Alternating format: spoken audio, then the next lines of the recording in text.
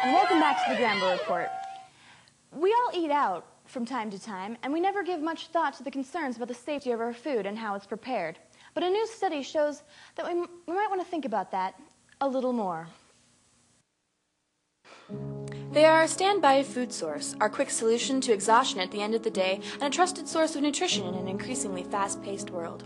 But that trust may be crumbling.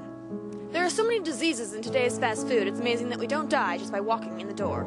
Dr. Kate Bowen is a pathologist at the New Brunswick Center for Food Sterility, or NBCFS. She's just completed a 4-year study on the foreign content in restaurant food, including everything from McDonald's to Spago's, and the results of just what restaurants are more risky may surprise you.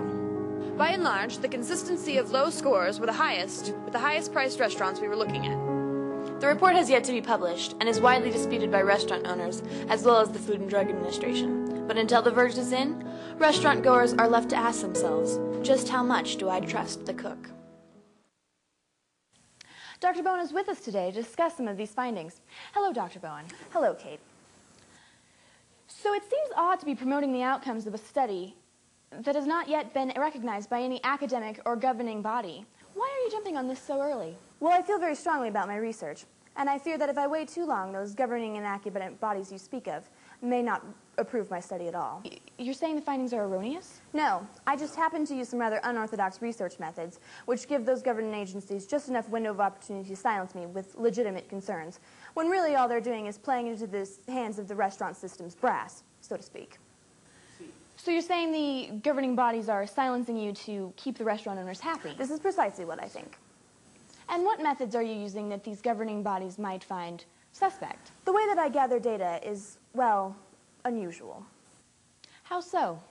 I simply ate out at random restaurants until I got sick. Sometimes I'd hit 12, 13 restaurants in a night. And if I got sick, I could deduce that all the previous restaurants had contributed to my illnesses, and thus violated various health codes. That is unusual, but it seems perfectly logical to me. So what advice would you give to our viewers when choosing a restaurant? Well, you want a restaurant that's clean, and of course, has no diseases, and cooks their food. This rules out sushi places on account of the no cooking, and Arctic Circle, Arby's, and really any restaurant starting with the letter A on account of the disease clause, and never, under any circumstances, eat at a buffet. These are disease-plagued death houses. Interesting. Is there any in particular you might steer our viewers towards? Yes, Burgerville. I've never had any trouble with Burgerville.